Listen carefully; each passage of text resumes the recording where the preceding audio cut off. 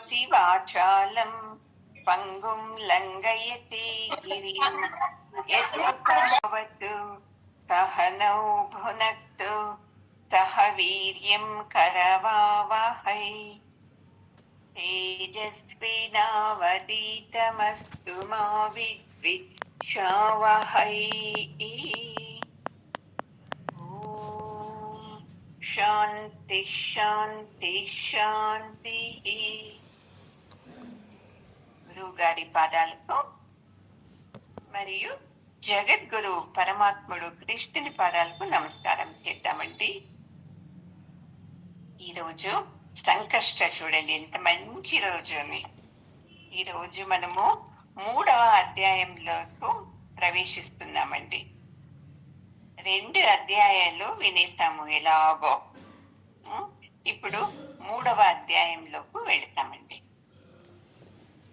అత తృతీయోధ్యాయః. అర్జున ఉవాచ ధ్యాయసి చేత్ కర్మణస్తే మతా బుద్ధిర్జనార్దన తత్కిం కర్మణి ఘోరే మాం నియోజయసి కేశవ. ఇప్పుడు అర్జునుడు పరమాత్మని అడుగుతున్నాడు, జనార్దన, ఎంత బాగా చూడండి, ఎంత పేర్లు.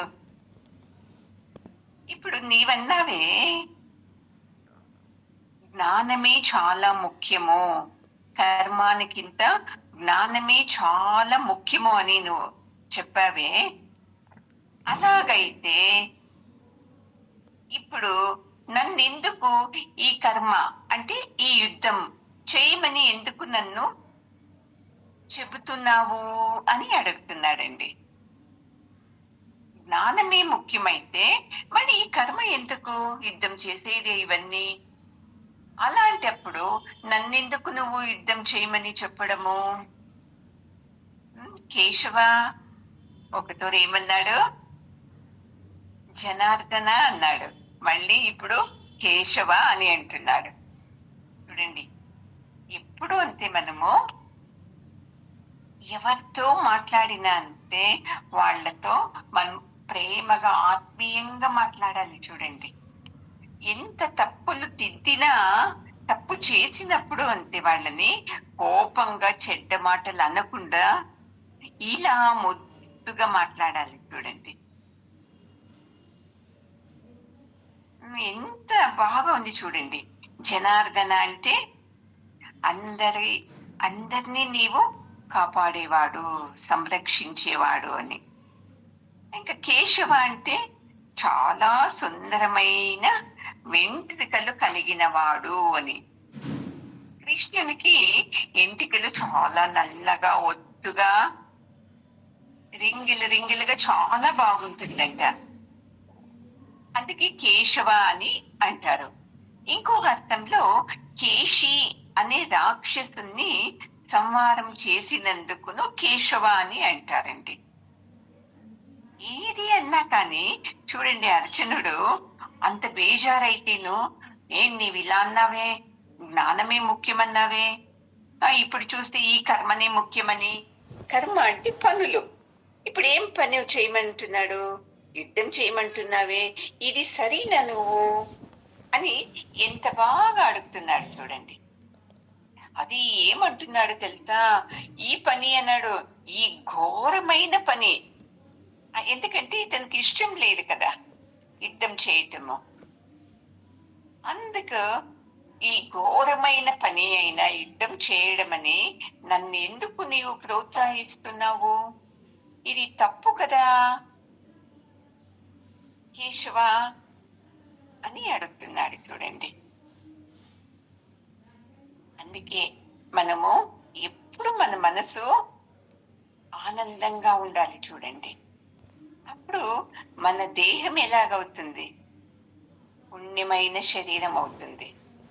మన మనసు పాపమయంగా ఉంటే మన దేహము పాపమైన శరీరమే అవుతుందండి. బాగా మనము దీన్ని తెలుసుకోవాలి. చూడండి, ఒక నిమిషము. ఏంటి అనుకోండి, మనకు ఆనందం ఆనందం అనేది ఎప్పుడు కలుగుతుంది చూడండి. మనకు అర్థం కాలేదు అనుకోండి, మనకు ఏది అర్థం కానే కాదు. అందుకే మనము ఈ భగవద్గీత వినాలి అన్నాను అంటే చాలా పుణ్యం చేసి ఉండాలి. విన్నది కాదు అర్థము, దాన్ని మనం అర్థం చేసుకోవాలి అంటేను అంటే చాలా పుణ్యం చేసుకో ఉండాలి చూడండి.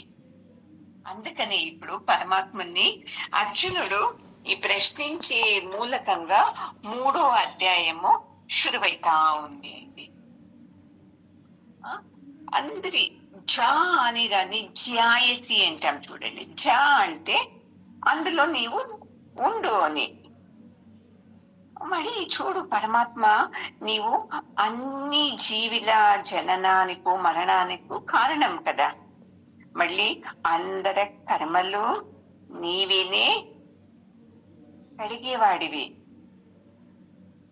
అలాంటి కర్మ కడిగి నీవు జనార్దన నన్నెందుకు యుద్ధం చేయమని అంటున్నావు? కోపంగా నన్నెందుకు యుద్ధం చేయమని అంటున్నావు అంటే అది గలాట్ అవుతుంది. అందుకే ఎంత బాగా చెప్తున్నాడు చూడండి. అందరి జనల మరణాలకు నీవే కారణము, అందరినీ నడిపించేవాడు నీవేనే అన్నప్పుడు పరమాత్మని మనసు ఏమవుతుంది? కొద్దిగా తగ్గుతుంది. తగ్గిన తర్వాత మళ్ళీ ఇప్పుడు అంటున్నాడు, ఇలాంటి కర్మను నన్నెందుకు ప్రోత్సహిస్తున్నావు అని. చూడండి, ఎప్పుడు అంతే మనము పెద్దవాళ్లతో వినయంగా మాట్లాడాలి. ఏం అడగాలనో దాన్ని ఎలాగంటే అలాగా అడగకూడదు. నైస్ గా చూడు, అర్జునుడు ఎంత బాగా ఉపయోగించి, ఏ కేశవా నన్నెందుకు యుద్ధం చేయమంటున్నావు పొగిడినట్టు ఉండాలి, మన మనసులోని బాధను చెప్పినట్టు ఉండాలి. అప్పుడైతే చూడండి మనకు అందరితోనూ సంబంధాలు బాగుంటాయి చూడండి. సరేండి, మనం ఏం చేస్తాం సంసారంలో? నాకు కోపం వచ్చిందా అంతే, ఇంకా నేను ఎలాగంటే అలాగా మాట్లాడేస్తాను. కొంతమంది దీన్ని చాలా గొప్పగా చెప్తారు. అయ్యో నాకు ముక్కు మీద కోపం అండి, నేనేం లేదు, మనసులోకి వచ్చిందో అదే చెప్పేస్తాను నేను. ఇది మంచిదా? ఇది మనకు వేరే వాళ్లకు సంబంధం బాగుంటారా ఇలా ఉంటే? అనే కాదు చూడండి. ఎందుకంటే తప్పులు అందరూ చేసేవాళ్లే, నేను చేస్తాను, ఎదుటి వాళ్ళు చేస్తారు. అలాగ అర్థం చేసుకొని ఇంట్లో సంసారంలో ఏం చేయాలి? సర్దుకుంటూ వెళ్ళాలి. తర్వాత సర్దుకుని వెళ్ళేది కాదు, మొదట్లో సర్దుకోవాలి, తర్వాత దాన్ని అడ్జస్ట్ చేసుకోవాలి. ఇది ఇలాగా ఇది ఇలాగా అని మనము అడ్జస్ట్ చేసుకోము, సర్దుకోము, నా మాటే నెగ్గాలి, నా అదే కరెక్ట్ అని వెళ్ళిపోతాము. అందుకే మనకు ఎదుటి వ్యక్తికు సంబంధాలు సరిగ్గా లేవు.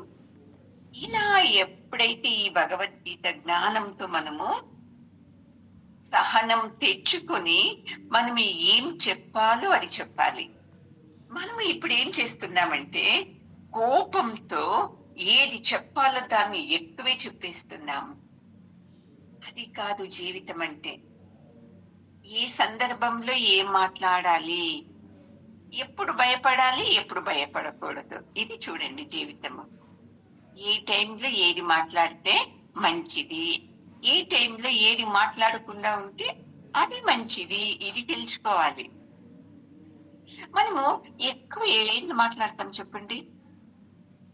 ఆకలి కొని ఇంటికి వచ్చింటారు, అలసటతో ఇంటికి వచ్చింటారు బయట నుండి, అప్పుడు మనము ఏది మాట్లాడకూడదో అది మాట్లాడేస్తాము. వాళ్ళకి ఇంకా కోపం వచ్చేస్తుంది కదండి. పిల్లలు స్కూల్ నుండి వస్తారు పాపం అలసటతో, వచ్చిన వెంటనే తిట్టి పెట్టేసేస్తాము. దీన్ని మనము కొద్దిగా ఇలా అడ్జస్ట్ చేసుకొని వెళితే మన సంబంధం ఎలా ఉంటుంది తెలుసా అందరితోనూ. ఇప్పుడు ఎలా అర్జునుడు కృష్ణుడు ఉన్నారు చూడండి. అర్జునుడు కోపం వ్యక్తం చేస్తాడు, పరమాత్ముడు చేస్తాడు, అయినా కొట్లాటం లేదు. విశాలంగా యోచిస్తూ మాట్లాడుతున్నారు. ఇలాగ మన జీవితం ఉండాలండి. రెండవ శ్లోకము. వ్యామిశ్రేణేవ వాక్యేన బుద్ధిం మోహయస్యైవ మే తదేకం వద నిశ్చిత్య ఏన శ్రేయోహమాప్నుయామ్. పరమాత్మ, నీవు ఒక తోరి చూస్తే జ్ఞానం ముఖ్యమంటావు, ఒక తోరి కర్మం చేయాలి అంటావు. రెండు విరుద్ధము. జ్ఞానమా అని తెలీదు, కర్మ చేయాలా అని తెలీదు. ఈ మాటలు నాకేమవుతుంది తెలుసా? నాకు బుద్ధిలో ఏది కరెక్ట్, ఏది సరి, నేను ఎలా ఉండాలి అనేది నాకు అయితలేదు. అందుకే నేను ఒకటి అడుగుతున్నాను చూడు జనార్దన, ఏంది నాకు ఏ రూట్ సరి, ఏ రూట్ లో నేను వెళితే నాకు శ్రేయస్సు అవుతుంది, దాన్ని నిశ్చయంగా చెప్పేసే స్వామి. ఇలా ఇండైరెక్ట్ గా జ్ఞానం అంటావు, కర్మం అంటావు, ఇలా ఉండాలి అంటావు, అలా ఉండాలి అంటావు. నాకు ఏదేదో కన్ఫ్యూజ్ అయిపోతా ఉంది. అందుకే ఇప్పుడు నీవు మాత్రము నాకు ఎలా వెళితే మంచిదవుతుందో దాన్ని నీవు చెప్పు. చూడండి ఎంత బాగా అడుగుతున్నాడు. నాకు అర్థమే లేదు పరమాత్మ, నువ్వు ఏదేదో మాట్లాడుతున్నావు. ఎందుకంటే నా బుద్ధిలో ఏముంది, మోహం నిండుకొనేసింది. మా గురువు గారే, నా బంధువులే, మా తాతగారే, వాళ్ళ మీద నేను ఎలా యుద్ధం చేయాలి అని నాలో మోహం నిండుకున్నప్పుడు నీవేమేమో అంటున్నావు నాకు అర్థమే అవుతలేదు జనార్దన. అందుకే చెప్పు, ఏం చేయాలి, నేను ఏ రూట్ లో వెళితే నాకు మంచిదవుతుంది అని ఎంత బాగా నైస్ గా అడుగుతున్నాడు. చూడండి ఎంత కోపం ఉన్నాను. అయ్యో పరమాత్ముడు, నేను సారథిగా పెట్టుకున్నాను అంతే తప్ప అతనుకు సారథిగా ఉండాల్సిందే అవసరం లేదు. అలాంటి వానితో నేను అహంకారంతో మాట్లాడకూడదు అని ఎంత బాగా అడుగుతున్నాడు. తెలుస్తుంది అర్జునునికి. ఇన్ని 1వ అధ్యాయము 2వ అధ్యాయంలో ఎంత చెప్పాడు కదా పరమాత్ముడు. ఇంతగా చెబుతున్నాడు అంటే ఏదో ఉంది దీంట్లో. అయితే నేనే సరిగ్గా అర్థం చేసుకోవటం లేదు, నేనే ఏదేదో యోచిస్తున్నాను మోహంతో అని ఇప్పుడు అర్థమైంది. చూడండి అర్జునునికి ఇప్పుడు అంతే కదండి. మన బుద్ధి మంక్ అయిపోతే ఏదన్నా అర్థం అవుతుందా? ఎన్ని తోదులు చెప్పినా మనకు అర్థమే కాదు అంటారు కదా ఇంట్లో వాళ్ళు. ఏమైంది నీకు ఈరోజు, ఏదేదో అంటారు కదండి. ఏది చెప్పితే దీనికి అర్థం అవుతా లేదు, నీకు తోచినట్టే నువ్వు చేస్తున్నావు కదా అని అంటారు కదా. అలాగే పరమాత్ముడు అంటం లేదు, అర్జునుడి తన తప్పును ఒప్పుకొని చెప్తున్నాడు. నాకు ఏది అర్థం అవుతా లేదు, ఎందుకంటే నా బుద్ధి కిందికి వెళ్ళిపోయేసింది, మోహంతో నిండుకుంది. అందుకే ఏం చేయాలి, వేడుకుంటాను, నాకు ఎలా వెళ్ళాలి నేను. చూడండి అర్జునునికి ఏదో పుణ్యం ఉంది, అందుకే తొందరలోనే తెలుసుకునేస్తున్నాడు. ఓహో నేను చాలా మాట్లాడుతున్నాను, పరమాత్ముడు ఎన్ని చెప్తుంటేను నేను వింటం లేదు, ఇది తప్పు అని తెలిసిపోయింది. చూడండి ఇది చూడండి ఎంత మంచి వ్యక్తిత్వం. నాదే తప్పు అని ఎవరిలో వస్తుంది చూడండి, వాళ్ళు తొందరగా తమ తప్పులన్నీ తిద్దుకుంటారు.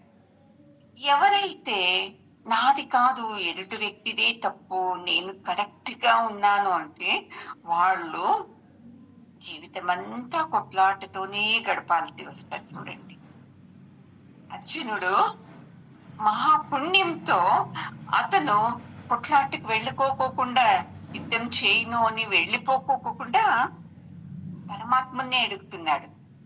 నేను ఎలా చేయాలి? ఏం చేస్తే నాకు మంచిదైతుంది? ప్లీజ్ నీవే చెప్పు జనార్దన అని.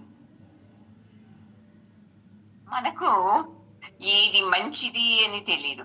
మనం చేసేవన్నీ నాకు తోచినట్టే నేను చేసేది. అందరికీ ఇది మంచిదవుతుందా? అందరికీ సంతోషం అవుతుందా? అని మనము అడగనే అడమ చూడండి. అది తప్పు చూడండి. నాకు కోపం ఉంది, నేను మాట్లాడేస్తాను. ఎవరికి లాస్ అండి ఇది? చూడు అర్జునన్కు తెలిసిపోయింది, దానికి అడుగుతున్నాడు. ఎప్పుడు అంతే. ఇంట్లో వాళ్ళు ఏమంటారు? తన్ను వాళ్ళని, పిల్లల్ని తప్పు చేస్తే తన్ను పట్టుకొని అనేస్తారు. అది కాదు. ఎందుకు తప్పు చేస్తున్నారు? ఎందుకు ఇలాగున్నారు?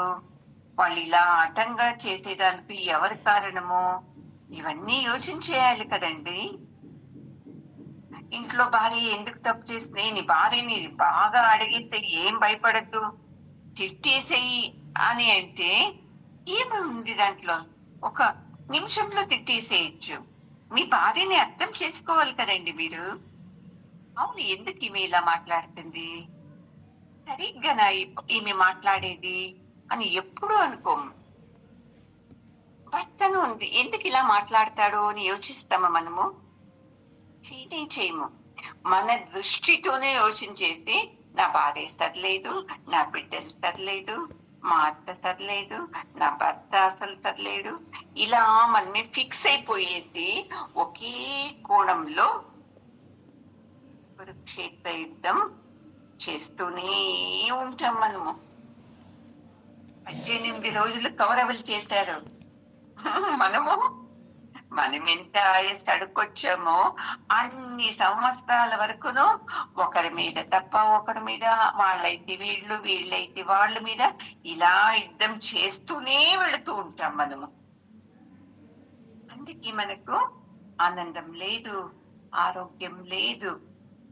సరేండి, ఉందా మనకు ఆనందము ఆరోగ్యము? ఎందుకంటే మన విషయాలే కరెక్ట్ అనుకుని మనం ఉన్నాం కదా. అందుకే ఏది మంచిది, నాకు శ్రేయోహమాప్నుయాం, మంచిది ఏదో చెప్పు అని అడుగుతున్నాడు అంటే అతను ఇంకా కిందికి వెళ్ళలేదు. ఆ పుణ్యం అనేది అతన్ని కిందకి వెళ్ళుకోకుండా కాపాడుతా ఉంది చూడండి. అందుకే గురువు గారు చెప్తారు, ఎవరైతే సంసారంలో ఉంటూ పరమాత్మని ఎక్కువ ఆరాధిస్తారు చూడండి, అది శ్రేయస్సైన మార్గము. ఇంకా కొంతమంది ఉంటారు, వాళ్లకు ఈ సుఖాలు బాగా, అది బాగా, ఇది బాగా, ఈ సంసారమే. ఏది సంసారము? బిడ్డలు, భర్త, భార్య, ఇదే సరి, ఇదే బాగుంది, దీంట్లోనే మనం ఉంటాము అనుకునేది అది శ్రేయస్సు అంటారు చూడండి. శ్రేయస్సు అనేది మంచి మార్గము. కోపంతో మాట్లాడుకోకుండా ఉండటము, కోపంతో జగడం చేయటము, ఇవంతాను శ్రేయస్సు అండి. శ్రేయస్సు అంటే ఎన్ని సమస్యలున్నా కూర్చుంటాము, ఇద్దరు కూర్చొని మాట్లాడతాము. ఇది సరినా? నాలోనూ తప్పులుంది, నేను చేసింది తప్పు, మీలోనూ తప్పు ఉంది, ఇలా మీరు మాట్లాడకూడదు, ఇలా నేను మాట్లాడకూడదు అనుకున్నామంటే అది శ్రేయస్సు అవుతుంది చూడండి. కోపం వచ్చినప్పుడు కోపం చేసుకోవాలి, వెంటనే దాన్ని విత్డ్రా చేసుకోవాలి చూడండి. మనకేం తెలుసు? కోపం చూపించడం తెలుసు, కానీ దాన్ని తక్షణం తగ్గించుకుని కోపంతో అనేసేయాలి, పిల్లల్ని కానీ ఇంట్లో వారిని కానీ. తర్వాత ఆ కోపంని వదిలేసి మామూలుగా మాట్లాడాలి చూడండి. అప్పుడైతే మన సంసారం బాగుంటది చూడండి. ఎందుకంటే అందరికీ అహం, నాదే కరెక్ట్ అని ప్రతి మనిషిను అలాగే ఉండేదండి. ఎప్పుడైతే ఆ అహంకారానికి ఎదుటి వ్యక్తి ఒక మాట అన్నాడనుకోండి, అది కోపిగిచ్చేస్తుంది. నన్నని సరే, నేను తప్పు చేయడం లేదు కదా అని. మనకు పరమాత్ముడు గురువు గారు చెప్తారు, పిల్లలకి చాక్లెట్ అంటే ఎంత ఇష్టమో అలాగే మనకు మన అహంకారం అంటే చాలా ఇష్టం అంట. ఆ నేను, నాది, నా నుండి, నాతోనే ఇవన్నీ ఉండేది అని కదా. అలాంటి అహంకారాన్ని మనం ఏం చేయాలి? తన్ని సరిచేసి ఒక గురువు గారు ఉండాలి చూడండి మనకు. అప్పుడు చూసుకోండి మన సంసారము ఆనందంగా ఉంటది. ఇప్పుడు ఇంట్లో వాళ్ళు భార్య కానీ భర్త కానీ నీవు ఇలా ఉండటం సరిలేదు, సరి చేసుకో దీన్ని అంటే వింటారా అండి? అమ్మో, మేమెందుకు వినాలి అని వచ్చేస్తుంది. అయితే అది గురువు గారు ఎన్ని సత్సంగంలో మన తప్పుల్ని ఎన్ని చూపిస్తారు. కోపం వస్తుంది, అయితే ఇంట్లో వాళ్ళ మీద వచ్చినట్లు కోపం రాదు కదండి. అందుకే అహంకారం ఉండని ఆ అహంకారాన్ని సరిచేసే ఆచార్యులు ఉండాలి, గురువు గారిను ఉండాలి అని చెప్తున్నారు చూడండి. అర్జునునికి సంతోషము ఉంది, మళ్ళీ అహంకారమును ఉంది. మళ్ళీ దాన్ని మరిపించి అవును నేను అహంకారంతో మాట్లాడుతున్నాను గురువు గారితో, పరమాత్మునితో, ఇది తప్పు అనే ప్రజ్ఞ కూడా ఉంది చూడండి. మనకేముంది? ఉత్త అహంకారం ఉంది, కానీ నేను తప్పు మాట్లాడుతున్నాను, దాన్ని సరి చేసుకోవాలి అనే ప్రజ్ఞ మనకు లేదు చూడండి. అందుకే ఎంత బాగా అడిగేశాడు చూడండి. నేను 2వ అధ్యాయంలో అడిగాడు, నేను నీకు శరణాగతి అయ్యాను అని. 3వ అధ్యాయంలో చెప్తున్నాడు చూడండి, నాకు శ్రేయస్సైన మార్గం చెప్పు కేశవ. జనార్దన చెప్పు, నాకు ఏది మంచిది అని. తప్పుంటే పరమాత్ముడు చెప్తాడు అని.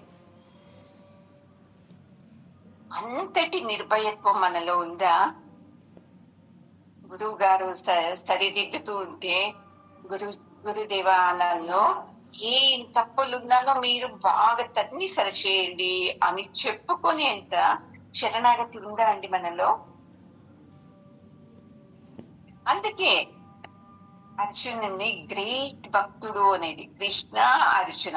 చూడండి పేరు కృష్ణ అర్జున అంటారు, కానీ కృష్ణ ధర్మరాజు, కృష్ణ భీమ అంటారా? ఎక్కడ చూసినా కృష్ణార్జునులే అనేది ఎక్కువ. ఎందుకంటే అంత శరణాగతి అయ్యాడు. అవును, నాతో తప్పులుంది, నాలో మోహం ఉంది, ఎక్కువగా నేను యోచిస్తున్నాను, ఇది తప్పు అని తెలిసినందుకే పరమాత్ముడు అర్జునుని చాలా ఇష్టపడేది. అందుకే ఎంతో సహనంతో ఇన్ని శ్లోకాలు చెప్పి అర్జునిలోని మోహం వెళ్ళేటట్టు చేశాడు. అలాగే మనము అంతే, గురువు గారితో శరణాగతి అయ్యామనుకోండి చూడండి, మనము ఏమేం తప్పులు చేశామో అవన్నీ క్షమించి ఎలా వెళ్ళాలి అని దారి చూపిస్తారు చూడండి. గురువు తప్ప ఎవ్వరు మంచి దారి చూపించరు చూడండి. తప్పు చేసావా, మీ అమ్మ ఏమంటుంది, అలాగే చేయి, మీ అత్తని ఏం ములాజీ చూడద్దు ఉంటది. అయితే గురువు ఏమంటారు తెలుసా? అలా కాదు, ఇలా హ్యాండిల్ చెయ్యి మీ అత్తను అని చెప్తారు. ఇలా హ్యాండిల్ చెయ్యి నీ భార్యని అని చెప్తారు గురువు. అదే తల్లి అయితే తన్ని పంపరా నీ భార్యని, ఏమి కాకుంటే ఇంకొక ఆమె అనేస్తుంది. ఇంతే తేడా చూడండి. గురువుకు అందరూ ఒక్కరే, అందరూ ఆనందంగా ఉండాలి, అందరూ ఎలా అడ్జస్ట్ చేసుకుంటే సంసారం బాగుంటది అని గురువు. తల్లి తండ్రి నా బిడ్డ బాగుంటే చాలు, నా కొడుకు బాగుంటే చాలు, ఇంతే వ్యత్యాసం చూడండి. మనకు విశాలంగా యోచించటం రాదు. గురువు గారికైతే విశాలంగా యోచించి అందరూ బాగుండాలి అంటారు కదా. అందరూ బాగుండాలి, అందులో నేనుండాలి. చూడండి ఎంత బాగుంది.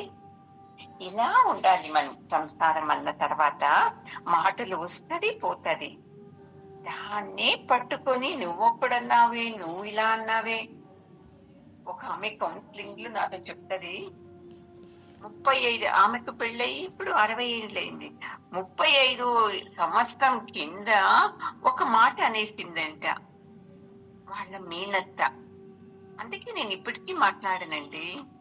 చూడండి, 35 ఏండ్లు ఆ బాధని తలపైన పెట్టుకొని మోస్తూ ఉంది. తల మీద హృదయంలో నింపుకొని ఆమె ఆమె పేరు వింటే కోపము, ఆమె గురించి ఎవరన్నా చెబితే కోపము. 35 ఏండ్ల నుంచి ఇప్పటికీ పెట్టుకునే ఉంది చూడండి. అదే 35 ఏండ్లో ఒక పరమాత్మని, నీకు ఇష్టమైన దేవుణ్ణి పెట్టుకో ఉంటే నీకెంత పుణ్యం లభించేది కదండి. ద్వేషంతో పెట్టుకుంటే నీ దేహమే చెడిపోతుంది. ప్రేమతో పెట్టుకుంటే నీ మనసు దేహం రెండు ఆనందంగా ఉంటది కదండి. ఇలా చెప్పి మనకు గురువు దొరకలేదు కదా. సరే అండి, 3వ శ్లోకం. శ్రీ భగవాను వాచ లోకేస్మిన్ ద్వివిధా నిష్ఠ పురా ప్రోక్త మయా నఘ జ్ఞానయోగేన సాంఖ్యానాం కర్మయోగేన యోగినాం. ఇంత బాగా అనగా అంటున్నాడు చూడండి పరమాత్ముడు. అర్జునుడు ఏమన్నాడు?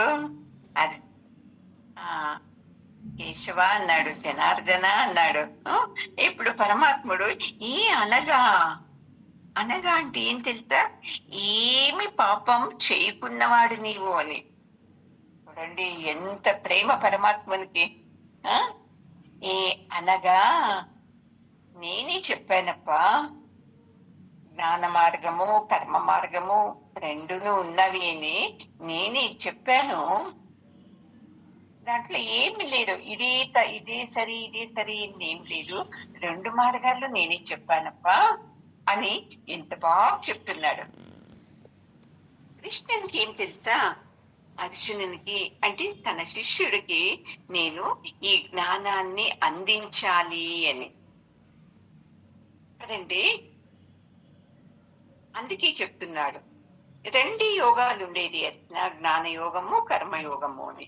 ఆ జ్ఞాన యోగానికి సాంఖ్యయోగం అంటారు, కర్మయోగానికి యోగం అని అంటారంతే.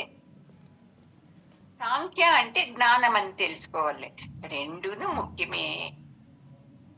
ఇది వద్దు అది కావాలి అని ఏం లేదు. చూడండి పరమాత్ముడు ఎంత బాగా అంటాడు, లోకేస్మిన్ ద్వివిధానిష్ట. లోకంలో ఉండేది ఇలాగే అర్జున, నేను చెప్తున్నాను, నా నుండి వచ్చింది ఇది కరెక్ట్ అంటం లేదు. ఎంత పెద్దవాడైనాను పరమాత్ముడు ఎంత వినయంగా చెప్తున్నాడు చూడండి. లోకంలో ఉండేది ఈ 2 మార్గాలు అర్జున అని నేను విన్నాను, విన్నందుకే నేను చెప్పాను నీకు అని చెప్తున్నాడు చూడండి. నేనే చెప్పాను చూసుకో, ఇదే కరెక్ట్ అంటం లేదు. లోకంలో వచ్చింది అది విన్నాను, అందుకే నీకు చెప్తున్నాను. జ్ఞానయోగము ముఖ్యమే, కర్మయోగము ముఖ్యమే. ఇవి రెండును ఆచరించవచ్చు అని పరమాత్ముడు ఎంత బాగా చెప్తున్నాడు చూడండి. ఇలా చెప్పి ఎప్పుడు ఉంటే ఈ సంసారంలో వ్యామోహంలో ఉంటది కదండి బుద్ధిని, దాన్ని ఏం చేయాలి? కొద్ది కొద్దిగా పరమాత్మని వైపు మళ్ళించాలి. లేదు అంటే ఇదే సంసారంలో వాళ్ళు ఇలా అన్నారు వీళ్ళు ఇలా అన్నారు అని అక్కడే పడిపోతాం చూడండి. మనము పడిపోతామా లేదా? మన మనసుని ఇంకెక్కడ మనకు ఆనందం దొరకదు చూడండి. పరమాత్మని చింతన మీదనే ఉంటేప్పుడే మన మనసు ఆనందంగా ఉండేది. అందుకే సంసారంలో వైపు కొద్దిగా ఓపెన్ చేసి పెట్టుకోండి. మొత్తము సంసారం మీదనే దొబ్బకండి మనసంతాను. అయ్యో ఇది సత్యము అని.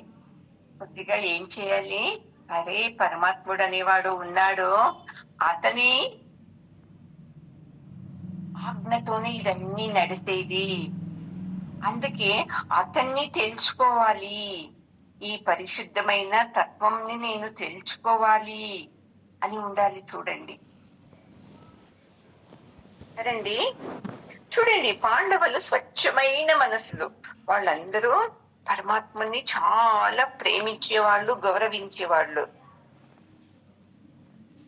అయితే ఈ జ్ఞానం అంత లేకుంది. అందుకే పరమాత్ముడు వాళ్ళని వదులుకోకుండా వాళ్ళని పట్టుకొని ఆ కురుక్షేత్ర యుద్ధంలో వాళ్ళని జయశాలి చేశాడు. చూడండి,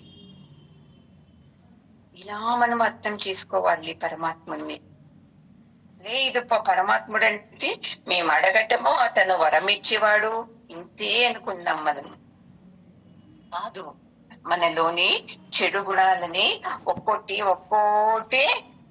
చూపిస్తూ దాన్ని ఏం చేస్తాడు, మంచి గుణాలుగా ఎలా మార్చుకోవచ్చు అని చెప్తున్నాడు. చూడండి, ఇది పురాప్రోక్త అర్జున, ఇది చాలా వెనకటిది అబ్బా, ఎంత బాగా చెప్తున్నాడు. చూడండి, ఇది పురాతనమైంది.